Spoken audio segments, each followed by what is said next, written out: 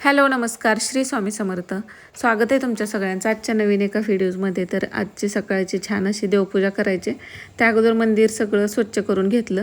आता फाईट असल्यामुळं ना ह्याला थोडंसं तेलकट वगैरे जरी हात लागला तर ते लगेच दिसून येतं, पण कोलीनं वगैरे साफ केलं ना लगेच निघतं पण ते. तर इथं कापड वगैरे चेंज करून घेतलं, जे पहिलं होतं ते धुवायला काढलं आणि हे सगळं घासून घेतलेलं तांब्या वगैरे. आता कलश त्यामध्ये ना पाणी घेतलं, हळदी कुंकू अक्षता फूल आणि आंब्याची पानं ठेवलेली आहेत मी. ही थोडीशी जास्त दिवस म्हणजे सुकत नाही लगेचच, आणि सुकली की मग नंतर बदलते. तर इथं आता हे सगळ्या देवाच्या मूर्त्या आहेत त्यांना पितांबरीनं स्वच्छ केलेल्या होत्या. तर आजची छान अशी देवपूजा करून झाली. आज मुलं थोडीशी लवकर गेलेली, त्यामुळे फक्त शिराज डब्याला द्यायचा होता. त्यामुळे माझ्याकडे देवपूजा होती आणि मला देवपूजा करायचं म्हटलं तर थोडा जरा जास्तीचाच वेळ लागतो.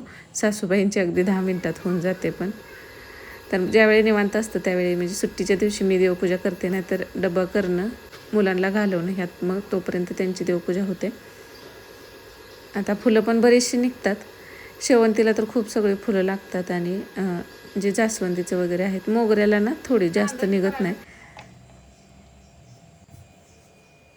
पण मोगऱ्याची फुलं थोडी जरी निघली तर ना त्याचा वास मात्र घरात छान येतो. तर आज चपात्या भाजी माझं करून झालं. नंतर आता ना श्रावण ह्यांनी पाळला आहे, सगळ्यांनी पाळला आहे, पण ह्यांनी स्पेशली तर त्यांनी ना आता ह्या महिन्यात वजन कमी करायचं, मला पण चिलाच द्यायचं असं सांगितलं. एक दिवशी त्यांनी खाल्लेला तर ते त्यांना आवडलं. तर भाकरी खाण्यापेक्षा किंवा चपाती खाण्यापेक्षा हे बरं लागते, मग तुझ्यासोबत मला पण करत जा. आता मला कधी झालं तर करायचे, नाही झालं तर भाकरी पण खात होते, पण ह्यांच्यासाठी आता त्यामुळं आवर्जून करते. तरी तर आज बीटरूट आणि जे सगळे पिठं मिक्स करून केलेलं होतं आणि त्यामध्ये ना प्रोटीनसाठी पनीर टाकलेलं आहे. आता प्रोटीनसाठी पनीर सोया तुम्ही वापरू शकता. आता श्रावण पाळत असलं तरी दही असतं आणि हे जे स्प्राउट आहेत ते सगळ्यांसाठीच असतं. आता मुलांनी सकाळी डब्याला शिरा नेलेला, त्यामुळे शाळेतून आल्यानंतर काय द्यायचं, आता त्यांना जरा पोट भरीचंच पाहिजे होतं. आता रोज कसे डब्याला चपाती भाजी नेतात, फक्त आज शिरा होता आणि त्यात जान्हवीला शिरा आवडत नाही, ओमला शिरा आवडतो. दोघांच्या आवडी पूर्ण वेगळ्यात. ओमला पोहे जास्त आवडत नाहीत, म्हणजे घरी खातो पण टिफिनला ते थंड होतात, मग त्याला ते आवडत नाहीत. शिराच तो दे म्हणतो, मग असं काय शॉर्ट असेल तर किंवा इडली असेल तर ते आवडते. पण जान्हवीला शिरा अजिबात आवडत नाही, तरी पण तिनं थोडासा खाल्लेला, अर्धा माघारी घेऊन आलते.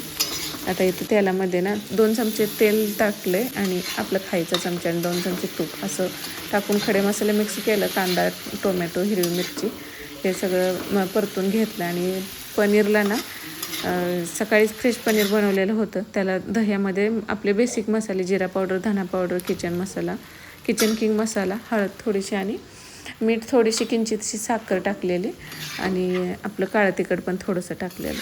तर हे सगळे मसाले लावून ठेवलेले आणि हे परतून घेतलं ना. खरंच असा भात आता फक्त जे जाणीव म्हटलेले कांदा घालून भात गरम कर आम्हाला, तसा तिला आवडतो. पण पनीर आहे म्हटल्यानंतर असं केलं आणि हा मुलांना पण खूप आवडला. छान झालं होतं, ज्या टाईपची आपण बिर्याणी वगैरे करतो तशी टेस्ट होते, अगदी झटपट. आणि पनीर असल्यामुळं कसं मग त्यांना पोटभरीचं सुद्धा होतं.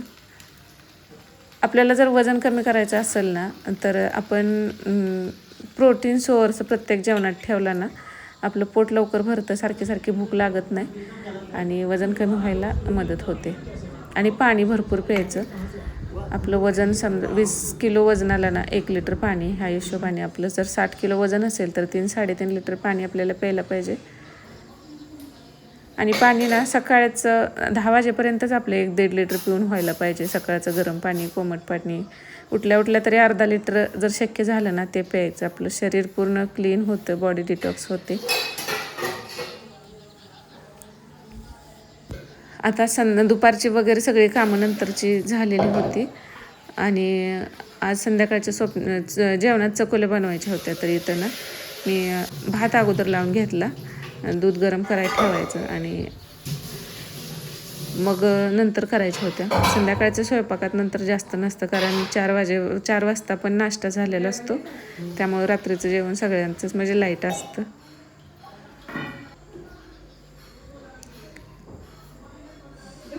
आता हे आमच्या गावातच भेटतात ड्रॅगन फ्रूट, आणि बाजारात आणतो ना त्यापेक्षा इथलीच चांगली लागतात. गोड पण आहेत आणि म्हणजे ते चवीला आहेत. ड्रॅगनमध्ये पण बरेचसे प्रकार येतात. काही काही बऱ्याच वेळा बाजारातून आणलेले ना ते असे टाकून दिलेले आहेत, कारण त्याला कोणतीच चव लागलेली नव्हती.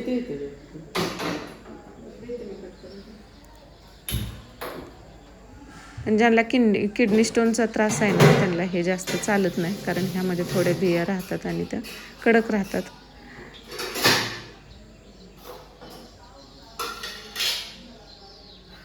तर हे ड्रॅगन त्यांना कट करून दिलं आणि आता 7 वाजत आलेले, पण आता अंधार ना थोडासा लेटच पडतोय. 7 वाजल्या तरी बाहेर बऱ्यापैकी उजेड दिसतो. संध्याकाळची दिवाबत्ती वगैरे करून झालेली होती.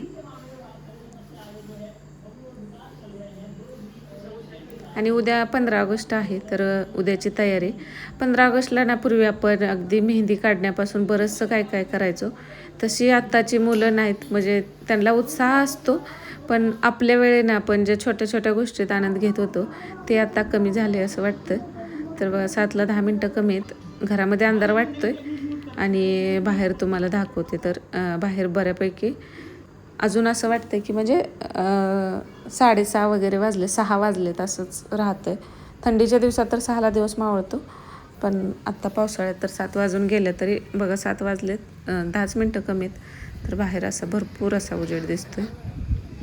आणि आज दुपारी थोडासा पाऊस येऊन गेलता. आता ना अजिबातच पाऊस नाही तसा ह्या वर्षी, म्हणजे नेहमीप्रमाणे असतो तसा. गेल्या वर्षी खूप पाऊस होता, उन्हाळ्यात पण पाऊस होता. आज दुपारी थोडासा आलेला, अगदी म्हणजे थोडंसं ओलं झालं तोपर्यंत उघडला. जास्त मोठा काय तो सध्या येत नाही. त्यामुळं आजचं पाऊस येऊन गेल्यामुळं ना बाहेरचं वातावरण असं छान होतं. तर आता संध्याकाळचे 7 वाजले त्या आणि बाहेरचं असं काय सुंदर वातावरण. स्वयंपाक माझा अर्धा झाला, राहिलेला फक्त आता करायचं. खेळून आल्यानंतर ना आज ओमने डबल आंघोळ केल्यामुळे आज एवढा फ्रेश दिसतोय. तर जान्हवीला आमच्या एक वेळ आंघोळ करायला कंटाळा येतो, पण ओमला घाम आला की त्याला वाटतं परत एकदा आंघोळ करावी. आणि उद्या 15 ऑगस्ट असल्यामुळं आज यांच्या अभ्यासाला सुट्टी आहे. तर आता मला चकोल्या करायच्या होत्या, जे की राहिलेल्या आहेत तेवढ्याच. तर संध्याकाळचं आमचं स्वयंपाक जेवणं लवकर असल्यामुळं संध्याकाळची कामं लवकर आवरतात, पण दिवसभर चालूच राहतं. तर असा आहे आजचा व्हिडिओ. आणि हा व्हिडिओ तुम्ही कोणत्या गावातून किंवा शहरातून पाहता हे सुद्धा कमेंट करून नक्की सांगा. तुमच्या सगळ्यांच्या खूप सगळ्या कमेंट येतात की तुमचं गाव कोणतं. तर ना आटपाडीजवळ कवटुळी असं एक छोटंसं गाव आहे, एक 4-5 किलोमीटर अंतरावर, आणि सांगली जिल्ह्यात येतं. तालुका आटपाडी, जिल्हा सांगली. तर तुम्ही पण कोणत्या गावातून पाहताय ना हा व्हिडिओ हे सुद्धा कमेंटमध्ये नक्कीच सांगत जावा. श्री स्वामी समर्थ.